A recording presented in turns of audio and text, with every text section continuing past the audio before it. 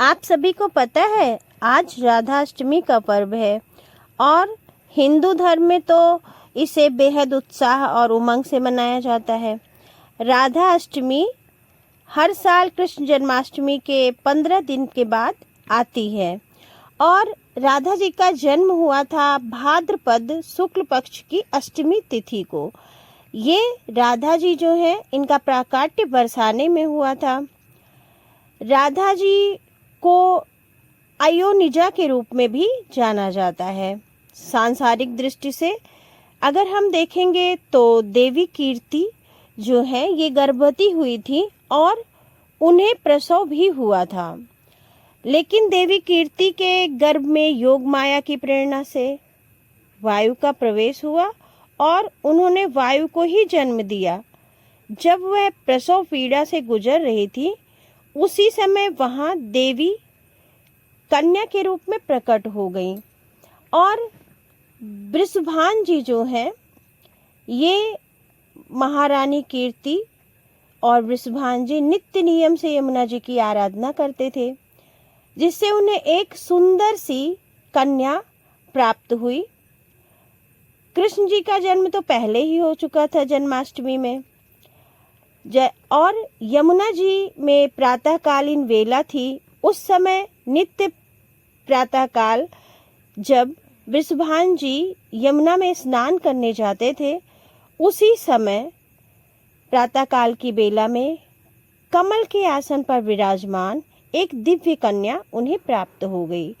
उसका स्वरूप इतना आकर्षक था कि उसे देख करके वृषभान जी कुछ भी विचार नहीं कर पा रहे थे।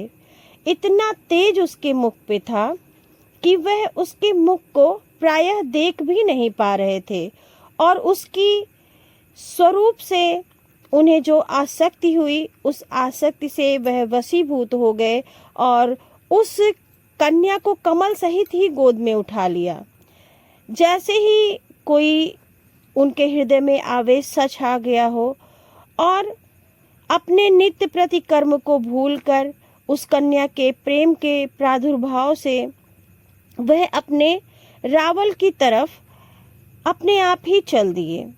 इधर कीर्ति महारानी जो 9 महीने से जिन्हें सांसारिक रूप से गर्भ का आभास हो रहा था, उन्हें भी आभास हुआ कि उन्होंने एक कन्या को जन्म दिया है।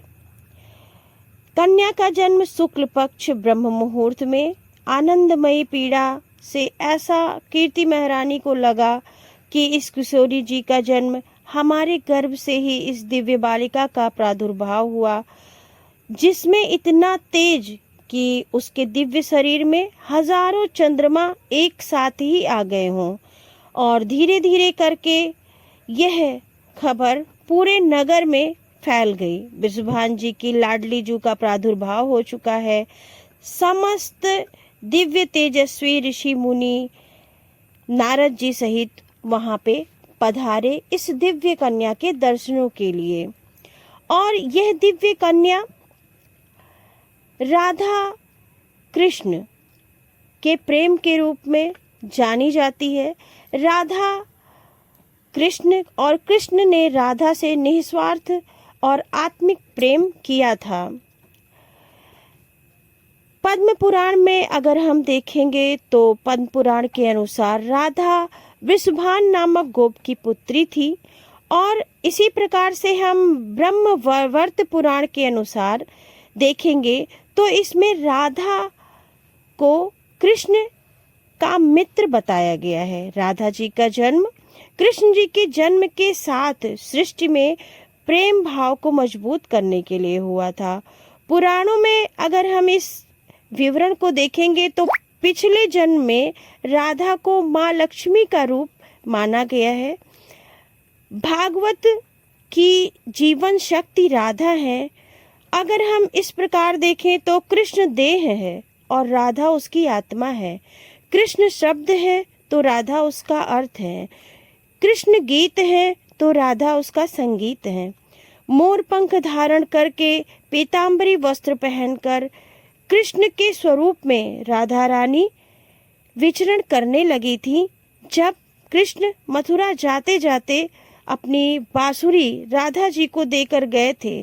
तभी से ब्रिजवासियों को पता था कि यह राधा हैं जो कृष्ण के ही वेश में घूमती हैं, और इसी प्रकार ब्रिज के लोग उन्हें राधे, हे राधे कह के पुकारते थे। इस प्रकार हमने देखा कि राधा जी कृष्ण के ही स्वरूप में और कृष्ण ही राधा के स्वरूप में है, और यह जो स्वरूप है निस्वार्थ और आत्मिक प्रेम का स्वरूप है। तो सभी लोग एक बार कहेंगे राधे राधे।